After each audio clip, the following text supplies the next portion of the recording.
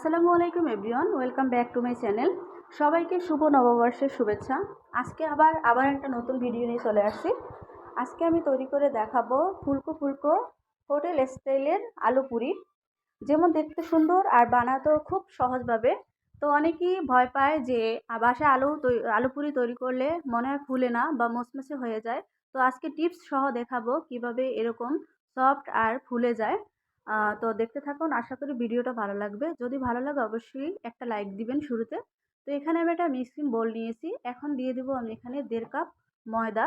আপনারা চাইলে এখানে আটা দিতে পারেন ময়দার পরিবর্তে।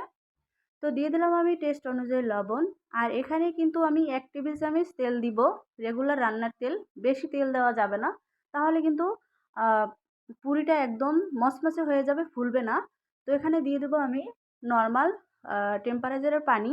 আমি অল্প অল্প করে পানি দেবো, বেশি পানি দেবো না একেবারে, তাহলে কিন্তু ডোটা একদম শক্ত হয়ে যাবে।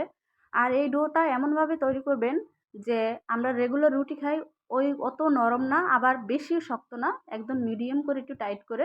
তো আমি 10 মিনিটের জন্য রেস্টে রেখে দিয়েছি। তো এখানে আমি 3টা সেদ্ধ আলু নিয়েছি, আর নিয়েছি শুকনা মরিচ। আর আমরা যেরকম রেগুলার আলুর ভর্তা খাই, বেশি একটু পেঁয়াজ দিই, ওরকম পেঁয়াজ দিবেন না, তাহলে কিন্তু আলু পুরিটা খেতে ভালো লাগবে না। তাহলে পুরি যখন ভাজবেন তখন ফেটে কিন্তু পেঁয়াজটা বের হয়ে যাবে।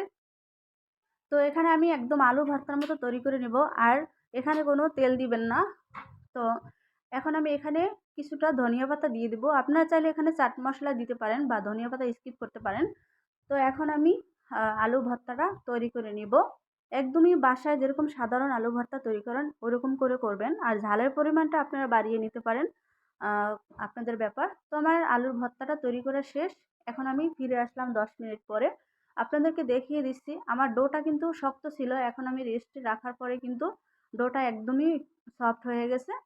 এখন এই ডোটা থেকে আমি ছোট ছোট লেচি কেটে নিব, যেরকম আমি মানে আহ কি বলে এটাকে, পুরিটার শেপ দিব ওইরকম, বেশি বড় না ছোট না। এখন আমি আহ, উম, তারপরে এই ডো থেকে ছোট্ট ছোট্ট বাটি তৈরি করে নেব। বাটিতে এখন আমি দিয়ে দিব আহ, আলু ভর্তাটা। একদম অল্প দিবেন, মানে দিব, বেশি দিব না। তাহলে কিন্তু যখন আমি আলুটা একটু মানে রুটি তৈরি করবো ছোট্ট করে, তখন কিন্তু ফেটে যাবে। তো এভাবে আমি মুখটা চেপে চেপে করে একদম মুখটা বন্ধ করে দেবো সুন্দর করে, কোনো রকম যেন আলু বের না হয়ে যায়। তো আপনাদেরকে আবারও দেখিয়ে দিচ্ছি আরে একটা, তাহলে বুঝতে পারবেন। তো দেখুন, তো যে যেখান থেকে আমার ভিডিওটা দেখছেন সবাইকে অনেক অনেক ধন্যবাদ। তো আবারও আমি দেখিয়ে দিলাম যে এভাবে বাটির মতো করে অল্প করে আলুর পুরটা দিবেন, বেশি দেওয়ার চেষ্টা করবেন না। তাহলে কিন্তু আলুটা আবারও বলি বের হয়ে যাবে। আর সেম প্রসেসে আপনারা ডাল পুরিও তৈরি করতে পারেন, একদমই সহজ।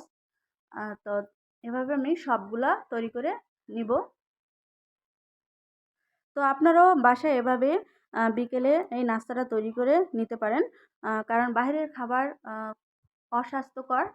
তো বাসায় অল্প খরচে তৈরি করতে পারেন। তো এভাবে আমি মোমোর মতো কিন্তু একদম মুখটা পেঁচিয়ে বন্ধ করে দিলাম, কোনো রকম যেন ছুটে না যায়।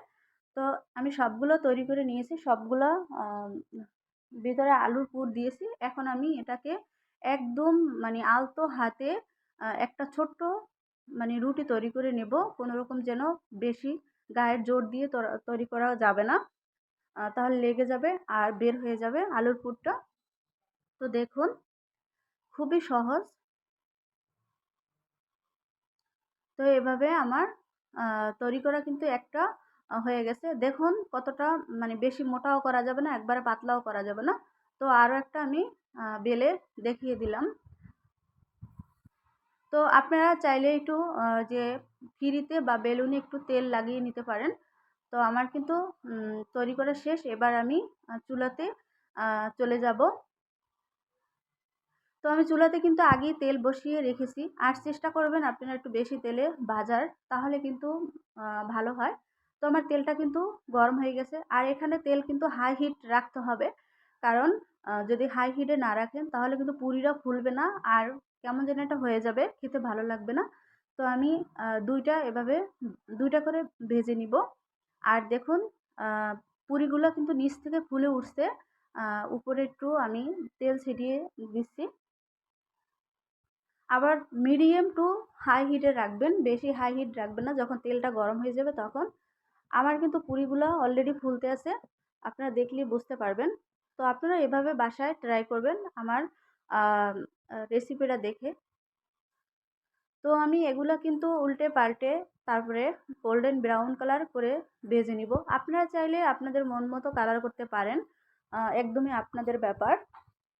তো এই শীতের সন্ধ্যে কিন্তু যে কোনো নাস্তা গরম গরম খেতে কিন্তু ভালো লাগে। তো আমি এখন একটা স্ট্যান্ডের সাহায্যে তেল ঝরিয়ে তারপরে পুরিগুলো তুলে নিব। আর এরকম করে আমি সব পুরিগুলো ভেজে নিব, দেখতে থাকুন। তো এখন আমি তুলে নিয়েছি, এখন আরও একটা ভেজে নিব। তো আরও একটা ভেজে নিয়েছি, দেখুন তো পুরির উপরে ফোড়া ফোড়া দেখা যায়, তার মানে অনেকটা ক্রিস্পি হয়েছে। তো এখন এভাবে ভেজে আমি সবগুলা নিয়ে নিছি। তো আপনাদেরকে এখন পরিবেশন করে দেখাবো যে আমার পুরিগুলো কতটা ফুলছে, তাহলে বুঝতে পারবেন। তো দেখুন, তো এখন আপনাদেরকে দেখিয়ে দিচ্ছি যে আমার পুরিগুলা কতটা ফুলকো ফুলকো হয়েছে। তো যদি আপনাদের কাছে আমার ভিডিওটা ভালো লাগে অবশ্যই লাইক শেয়ার সাবস্ক্রাইব করে আমার চ্যানেলের পাশে থাকবেন। আর যারা এখন আমার চ্যানেলটা সাবস্ক্রাইব করেন নাই প্লিজ চ্যানেলটা সাবস্ক্রাইব করে বেল আইকনটা অন করে রাখবেন। তো সবাই ভালো থাকবেন, সুস্থ থাকবেন আর আমার চ্যানেলের পাশে থাকবেন। আর দেখা হবে নতুন কোনো ভিডিও নিয়ে। আল্লাহ হাফেজ।